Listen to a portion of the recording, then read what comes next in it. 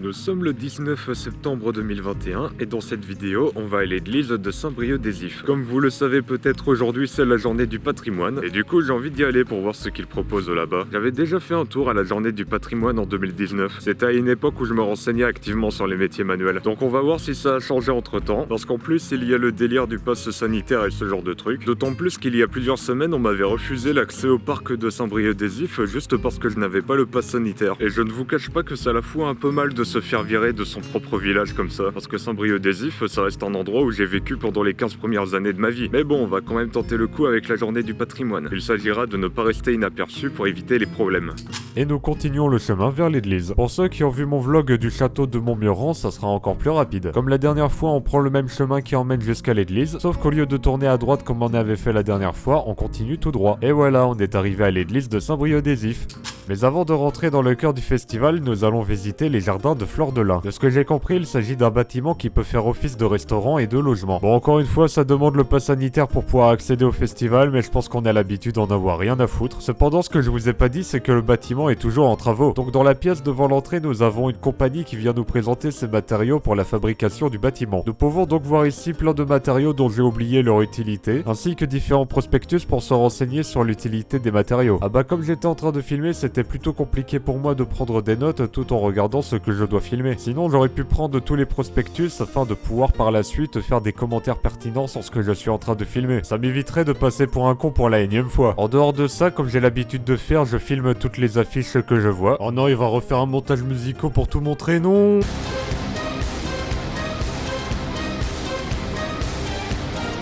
Ouf, c'est bon, il a arrêté le carnage. On va pouvoir continuer de filmer les zones en travaux du bâtiment. Ça pourrait montrer aux gens qu'avant d'avoir un très joli bâtiment, il faut passer par cette étape. Et voici un escalier qui mène à l'étage que je ne filmerai pas parce que la patronne m'a demandé de ne pas le faire. Au moins, ça me permettra d'éviter de filmer trop de choses inutiles.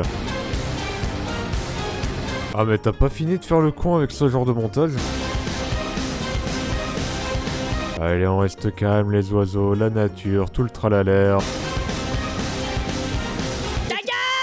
Sinon, je ne sais pas pour vous, mais les 5 dernières images me rappellent le logiciel Google SketchUp. Vous savez, le logiciel qu'on utilisait dans les cours de technologie au collège pour modéliser des maisons. Et si vous ne connaissez pas Google SketchUp, ça veut dire que vous n'êtes jamais allé au collège. Ce qui n'est pas plus mal au vu de la propagande qu'on nous assène à longueur de journée dans les écoles actuellement. Alors qu'on pourrait nous apprendre à utiliser du matériel de bricolage comme celui que je suis en train de filmer actuellement. Non, parce que quand je vois tout ce matériel qui est utilisé, je ne peux pas m'empêcher d'être complètement perdu. Et même ce dessin, genre ça veut dire quoi ce dessin, bon sang? Donc si vous pensez que les métiers manuels étaient réservés aux gros costauds sans cerveau, vous vous fourrez le doigt dans l'œil. En tout cas, ça je sais ce que c'est et il n'y a pas besoin de compétences particulières si ce n'est un estomac opérationnel. Et bien évidemment, la vente de gâteaux se trouve dans la partie restaurant du bâtiment. Et après s'être régalé avec les yeux, on sort dehors pour visiter les différents métiers. T'en fais pas Antoine, on mangera les gâteaux plus tard. Tant qu'on est dans le domaine de la nourriture, on va commencer par le four à pain. Et voici quelque chose qui s'apparente à une sorte de barbecue. Peut-être juste que ça permettra de faire chauffer le pain à l'intérieur de cette structure. Ah bah je ne sais pas comment fonctionne un four à pain traditionnel, donc j'émets des hypothèses. Sinon, il y a toujours une affiche qui explique le projet du four à pain. Allons maintenant du côté de la FEL. C'est une association qui est représentée par cette caravane. Attention, la fumée est en train de m'étouffer.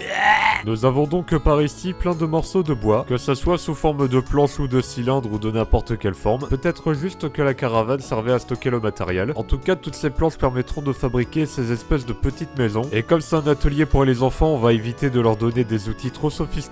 De la peinture et des pinceaux me semblent tout à fait adéquats pour les enfants. Faut juste faire gaffe que le vent ne souffle pas trop fort pour éviter que le matériel s'envole. Et puis là, t'as une table et des chaises colorées. Et t'as également un plan de Saint-Brieuc-des-Ifs et des environs pour pouvoir te repérer sur les pistes de randonnée. Un peu plus loin, t'as un plan avec les sentiers de Saint-Brieuc-des-Ifs qui se trouve sur cet abri avec des livres à libre disposition. Allons maintenant faire un tour du côté du maçon. Celui-ci est spécialisé dans la restauration des maisons anciennes, ce qui fait toute une sacrée différence avec les nouveaux rénovateurs, parce qu'il faut prendre en compte le type de matériel, le type de maison et plein d'autres facteurs. Vous connaissez sans doute le ciment, mais est-ce que vous avez déjà vu ce genre de matériaux? Parce que je ne connaissais pas du tout, mais ça permet malgré tout d'obtenir de bons résultats. Cependant, avant d'arriver au résultat, il faut obtenir ce mélange qui n'est pas très glamour à regarder, mais si jamais vous aimez les métiers manuels avec ce genre de mélange bizarre, ce métier est tout à fait pour vous. Passons maintenant au métier de couvreur. Le but est de poser des ardoises sur les toitures afin de recouvrir le bois, ce qui permet au final d'avoir un joli résultat. Par contre, ça demande d'être particulièrement précis concernant les ardoises, parce que ça demande de bien tailler les ardoises et de bien planter les clous pour éviter de casser les ardoises. Donc encore une fois, c'est un métier à ne pas prendre à la légère. Passons maintenant au métier de maroquinier. C'est un métier où on fabrique principalement des objets ressemblant à des sacs. La maroquinière a d'ailleurs pris soin de mettre des annotations sur la table afin de pouvoir expliquer les différents matériaux. Et ça, je trouve ça cool comme manière de présenter son métier. Faudrait que les autres métiers s'inspirent d'elle pour les autres journées du patrimoine. Comme ça, si le gars du métier en question est parti au stand de nourriture, vous n'êtes pas obligé d'attendre son retour pour comprendre le métier. Je pose l'idée ici, mais je pense que ça pourrait être intéressant. Allons voir maintenant le métier de peintre. Dans ce cas précis, la peintre était spécialisée dans les peintures de lettres. Dans ce stand, on peut trouver des ouvrages en rapport avec la peinture de lettres, ainsi que les différentes créations de la peintre. Mais il ne faut pas oublier tout le matériel pour la peinture, parce que ça serait plutôt compliqué de réussir à peindre quelque chose sans matériel adéquat. Avant de passer au stand suivant, on va passer par le stand de musique, qui doit être de mon point de vue le pire point négatif si on ne prend pas en compte le pass sanitaire. Parce que le volume de la musique était suffisamment élevé pour que je n'arrive pas à comprendre correctement les différents intervenants, ce qui est extrêmement chiant quand t'es vraiment intéressé par les différents métiers proposés. Enfin bon, allons voir maintenant le stand du vitrailliste. Pour ceux qui ne connaissent pas les vitraux, vous pouvez en trouver sur les fenêtres des églises. Et ce n'est pas réservé que pour les églises étant donné qu'elles peuvent être fabriquées pour des particuliers. J'aime bien les vitraux, ils sont super colorés de manière générale. Et puis ça peut représenter des choses assez diversifiées. Et nous avons le plan de travail qui permet de fabriquer les vitraux. Et puis là, t'as des feuilles qui représentent les différentes créations. Allons maintenant au stand du photographe. Un métier simple en apparence, mais qui s'avère être compliqué. Il suffit de voir le nombre de personnes qui ont la possibilité de faire des photos pour au final obtenir un résultat médiocre. Et je ne me sens pas du tout concerné par ce que je viens de dire juste avant.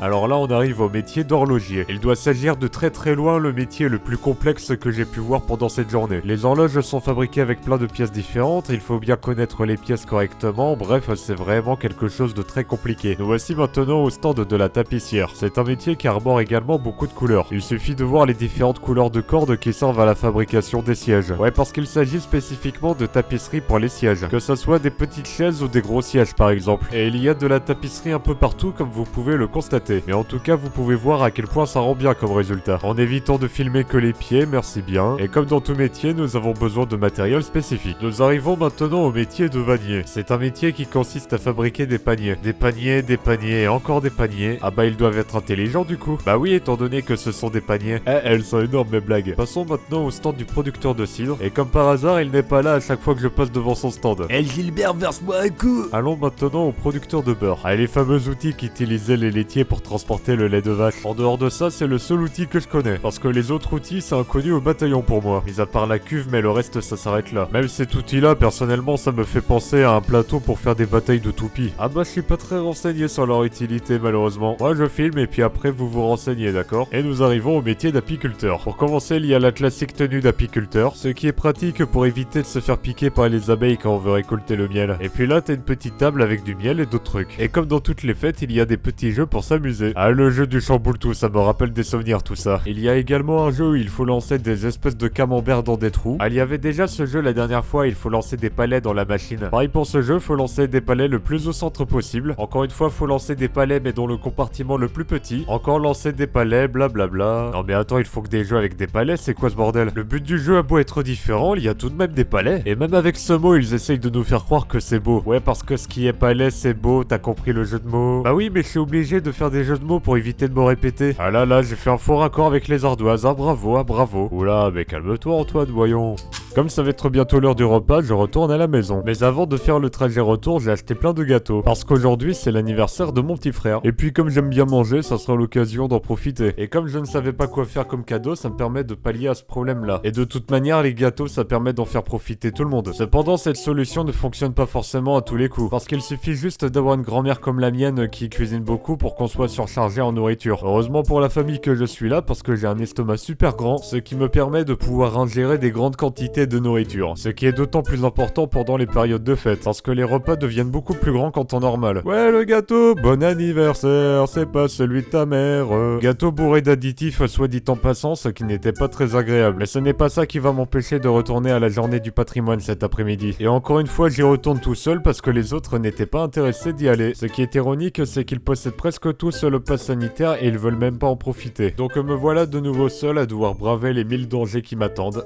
Et nous reprenons maintenant la visite avec le métier de maçon paysagiste. C'est le même principe que le maçon de tout à l'heure, mais sauf qu'il s'occupe d'une pompe à eau et d'un lavoir. Enchaînons de suite avec le métier de menuisier. Déjà pour commencer, nous avons les outils, qui doivent permettre de tailler ces gros morceaux de bois pour obtenir un résultat bien poli. Et au lieu de faire une blague trop évidente, on va poser le bois par ici, ce qui permettra par la suite de pouvoir découper le bois avec les outils appropriés, afin d'obtenir la taille désirée pour les morceaux de bois. Et ça, c'est des fruits qu'on mange après avoir bien travaillé. Nous voilà maintenant au couvreur du lavoir. C'est exactement le même principe que pour l'autre couvreur, mais cette fois-ci c'est pour un lavoir. Bon, au moins je n'aurai pas besoin de me répéter. Allons voir de suite le métier de forgeron. Nous avons ici une espèce de barbecue avec du charbon à l'intérieur, et nous avons la même chose à côté mais qui est allumée cette fois-ci, ce qui permet de faire chauffer le métal afin de pouvoir le modeler sur l'enclume à coups de marteau. Et il est bien rouge le métal quand il est bien chauffé. Il faut donc des bons marteaux pour pouvoir bien taper le métal. Et ça, c'est le dessin qui représente la forme de l'objet à forger. Et nous arrivons au métier de charpentier. Alors les charpentiers ont l'air d'être focalisés sur la fabrication d'escaliers, ce qui expliquerait la présence de grosses entailles à l'intérieur du bois, pour ensuite y enfiler des planches de bois qui serviront de marche pour l'escalier. Bien entendu, tout ceci n'est que supposition de ma part. À vrai dire, je ne sais même pas la différence entre un charpentier et un menuisier. Et ça, c'est un cahier avec différents types d'escaliers. Allons voir maintenant le comité d'animation de la briochine. De ce que j'ai compris, il s'agit d'une association qui propose des événements qu'on peut voir sur les photos des différentes éditions. Cependant, je ne vais pas du tout me montrer objectif avec cette association, parce que la dernière fois que j'étais allé à l'une de leurs manifestations, on m'avait demandé de partir parce que je n'avais pas le pass sanitaire. Et franchement, c'est dommage parce que j'adore la brioche. Mais avec le recul, je pense juste que ces gens ne méritent pas ma présence. Ah bah, il faut bien que je me sente supérieur aux autres de temps à autre, tout en ayant des pensées positives bien entendu, afin de n'attirer qu'à moi des situations agréables. Voilà, c'était exactement celui-là où on m'avait demandé de partir. Allons maintenant du côté de Famille Rurale. C'est une association qui fabrique plein de petits objets sympas. Par contre, je ne me rappelle plus très bien, mais je crois que la plupart des objets sont fabriqués avec du pétrole. Enfin, sauf pour les vêtements, je crois. Personnellement, le style des objets ne me parle pas du tout, mais je montre quand même pour les personnes qui seraient intéressées. Nous voici maintenant au Végétathlon des Trois Clochers. C'est une organisation sportive qui est focalisée sur les chemins de randonnée, ce qui explique les photos qui montrent l'évolution de la zone géographique au fil du temps, ainsi que différentes photos de fleurs qu'on peut trouver sur le parcours, parce qu'il y a des gens qui sont intéressés par les plantes parmi nous. Enfin, je dis parmi nous alors que je ne vois même pas de chat, mais je vais te les faire bouffer tes blagues à la con. Allons maintenant du côté de Asodao, qui est une association qui est focalisée sur l'apprentissage du tai chi. Passons maintenant au stand de couture et soie. Et comme son nom l'indique, c'est focalisé sur la couture. Heureusement que cette affiche était là pour me le rappeler, sinon je l'aurais jamais deviné. Je pense que ce niveau d'ironie est tout à fait palpable. Et nous arrivons à la partie des expositions. C'est une exposition qui se trouvait près de l'église à l'occasion de la journée du patrimoine. Celle-ci est focalisée sur la présentation des loups. Personnellement, j'aurais préféré une présentation des taureaux étant donné que je ne suis pas très intéressé par les loups. Mais ça doit être intéressant pour ceux qui veulent en savoir plus sur les loups. D'autant plus que c'est un animal qui est très réputé de manière générale. Passons à l'autre exposition qui se trouve également près de l'église. Cette exposition-là te présente vite fait les événements majeurs qui se sont passés dans l'histoire de l'humanité. Mais ça présente également des événements spécifiques à la Bretagne. Ce qui est bien plus intéressant étant donné que j'apprends des choses que je ne savais pas forcément. Faut dire que les cours d'histoire rabâchent sans cesse les mêmes événements majeurs. Et c'est encore pire avec le coronavirus étant donné qu'ils en parlent tous les jours actuellement. Maintenant, je vous propose d'aller visiter l'église. Déjà, on filme le toit de l'église pour que vous voyez à quoi il ressemble. Église qui est décrit sur ce petit descriptif. Autour de l'église se trouvent des descriptifs pour présenter certains personnages historiques, notamment pour le dénommé Jean Nobilet ainsi que ses proches, qui était un homme très engagé au niveau de la cause paysanne selon le descriptif, ce qui était tout à fait naturel étant donné qu'il travaillait dans une ferme. Il y a une espèce de stèle mais je ne sais absolument pas à quoi elle sert. Il y a une fenêtre avec des barreaux, ce qui doit donner une vue assez quadrillée. Et il y a un petit monument en mémoire des soldats défunts de la Seconde Guerre mondiale de Saint-Brieuc-des-Ifs, une époque où il y avait pas mal de Français à collaborer avec les Allemands. Et c'est triste de constater qu'il y a toujours autant de collabos presque un siècle plus tard. Visitons maintenant l'intérieur de l'église. Alors il faut savoir que j'aime beaucoup les églises. J'aime bien ce genre d'endroit parce que c'est généralement très calme. Enfin, c'est calme quand c'est en dehors de la messe. Parce que quand c'est la messe, il y a le prêtre qui parle et il y a également la musique. Sans oublier également tous les spectateurs présents pendant la messe. Rien qu'avec tous ces éléments, l'église devient beaucoup moins calme. Et personnellement, ce n'est pas ce que j'apprécie. Heureusement pour aujourd'hui, il n'y a pas de messe. Cependant, on entend tout de même les musiques provenant des haut-parleurs. Et ça reste vraiment moins bruyant par rapport à si j'étais à l'extérieur. Donc je pense que les différents intervenants des stands auraient dû s'installer dans l'église. Comme ça, on aurait pu beaucoup mieux les entendre sans la musique des haut-parleurs. Mais je ne pense pas que ça aurait été une bonne idée vu à quel point ça résonne à l'intérieur d'une église. Ah bah, il y a beaucoup de facteurs à prendre en compte malheureusement. Cependant, ça reste beaucoup mieux aujourd'hui que ça ne l'était il y a plusieurs années auparavant. Parce que comme vous pouvez le voir, l'église a été rénovée à plusieurs reprises. Et je trouve ça cool qu'ils mettent des photos de l'évolution de l'église au fil des années. Comme ça, les gens peuvent voir à quel point l'église a changé avec le temps. Même moi qui suis habitué à Saint-Brieuc-des-Ifs, je découvre de nouvelles choses grâce à ça. Donc donc je pense que l'effet doit être complètement décuplé pour les gens qui sont étrangers à cet endroit. Donc je vous invite à mettre la vidéo sur pause de temps en temps afin de prendre le temps de lire les descriptifs sur les planches. Sinon vous pouvez faire la même chose pour regarder les différentes pièces de l'église, parce qu'il y est tout à fait probable qu'il y ait des chrétiens à regarder la vidéo, ou même d'autres pratiquants religieux qui aiment bien les églises tout simplement, parce qu'il faut avouer que c'est très joli. D'ailleurs je ne sais pas si les planches sont différentes d'une année à l'autre. Personnellement je pense que ça doit être les mêmes planches pour chaque année, parce que ça doit être énervant de refaire chaque année les mêmes collages avec les mêmes photos. Du coup les planches doivent être stockées quelque part ailleurs. Enfin j'espère pour ceux qui travaillent sur les planches que c'est bien le cas. Ah bah il suffira juste de retourner à Saint-Brieuc-des-Ifs pour les autres journées du patrimoine. Comme ça je pourrais comparer les planches avec celles de cette vidéo pour voir s'il y a eu du changement. Et au niveau du plafond on peut voir les différents blochets comme c'était indiqué sur les photos. Cependant je ne suis pas très fan de la tête qu'ils ont, parce qu'ils ont vraiment l'air de débiles mentaux avec leur tête. Cependant j'aime bien la tête d'Elou de couleur vert. En dehors du fait qu'il est en train de manger une poutre, il me fait penser à un personnage de jeu que j'adore. Les plus connaisseurs parmi vous doivent savoir de qui je veux parler. Et pour les moins connaisseurs, bonne chance pour trouver la référence parce qu'elle n'est pas évidente. Et puis il y a une croix en vitrail et puis voilà. Allons faire un petit tour au niveau du stand de restauration et de la buvette. Avant de filmer la nourriture, je filme le prix et maintenant on peut filmer la nourriture. Et personnellement, je ne suis pas très emballé par la qualité de celle-ci. Bah c'est simple, je n'ai pas goûté ces gâteaux-là, mais je préfère les gâteaux du restaurant au niveau de l'esthétique. Même si j'aime bien la forme quadrillée de ces gâteaux aux pommes. Et ces gâteaux-là me font sentir nostalgique quand je les vois. Maintenant on répète le même scénario pour la boisson. Ouais non, là je suis encore pas du tout emballé. Parce qu'on peut trouver des boissons de bien meilleure qualité pour un prix beaucoup plus bas. Et ce n'est pas parce que c'est une journée spéciale qu'il faut se foutre de la gueule du monde. Donc ma solution elle est très simple, c'est de ne pas grignoter entre les repas. Comme ça je peux bien plus apprécier mes repas avec ma famille. Allons voir maintenant le stand du luthier. Malheureusement il était déjà parti parce qu'il faisait un temps de chien et parce que la fête du patrimoine était bientôt finie.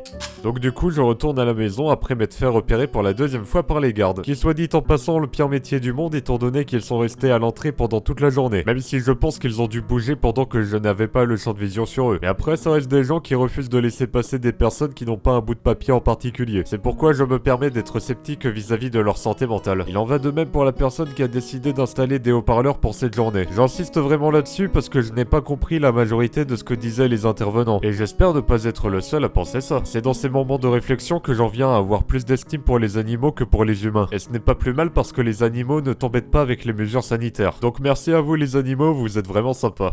Sur ce, la vidéo est maintenant terminée, j'espère qu'elle vous aura plu. En ce qui me concerne, j'ai bien aimé cette journée. Ça me permet de faire découvrir le patrimoine culturel aux personnes qui regardent mes vidéos. Le seul truc qui m'a bien énervé, c'est les personnes qui me réclamaient le pass sanitaire à chaque fois. Parce qu'à chaque fois que je conteste le pass sanitaire, on me répond tout le temps la même chose. Blablabla, c'est la loi, on n'a pas le choix, c'est comme ça, nanana. Et à toutes les personnes qui osent penser comme ça, je vous réponds qu'on a tous le choix de quoi que ce soit. Et ce sont également vos choix qui vous ont amené à penser comme ça que vous n'avez pas le choix. Si je suis autant énervé contre le pass sanitaire, c'est parce qu'à chaque fois qu'on me le demandait, c'était dans mon propre village natal. Donc autant dire que ça m'énerve de me faire rejeter alors que je contribue à faire découvrir le patrimoine culturel du village. Donc à toutes les personnes qui font chier avec le pass sanitaire et le vaccin, j'ai quelque chose à vous dire. Mon côté bienveillant espère que vous retrouverez votre bon sens si jamais vous en avez un, et mon côté malveillant espère que vous allez crever du vaccin. Sinon en dehors de ça, je suis un peu dégoûté de ne pas avoir pu filmer le luthier et son matériel. Ah bah c'était un stand qui était très proche de l'entrée et je ne voulais pas me faire choper par les gardes une seconde fois. Bon, malheureusement, à force d'attendre, le propriétaire du stand était parti. Mais ce n'est pas grave, peut-être que dans une autre fête du patrimoine, je retrouverai un autre luthier. Sinon, un autre truc que je trouve dommage, c'est que je n'ai pas pu utiliser les images de l'étage du bâtiment restaurant. Mais spécifiquement pour ce cas, je n'ai pas envie de faire mon casse-pied. Déjà parce que la patronne du bâtiment en personne m'a demandé de ne pas le faire, et aussi parce qu'elle m'a expliqué que ça pouvait causer des problèmes au niveau de l'administration française. Donc comme je n'y connais absolument rien en administration, je préfère lui faire confiance sur ce point-là. Et puis ce n'est pas très grave vu que l'étage était en travaux, ce qui montrait uniquement des choses pas très intéressantes à filmer. Et en tout cas, j'ai bien aimé cette journée et j'espère que ça vous aura donné envie de visiter Saint-Brieuc-des-Ifs. Sur ce, à la prochaine.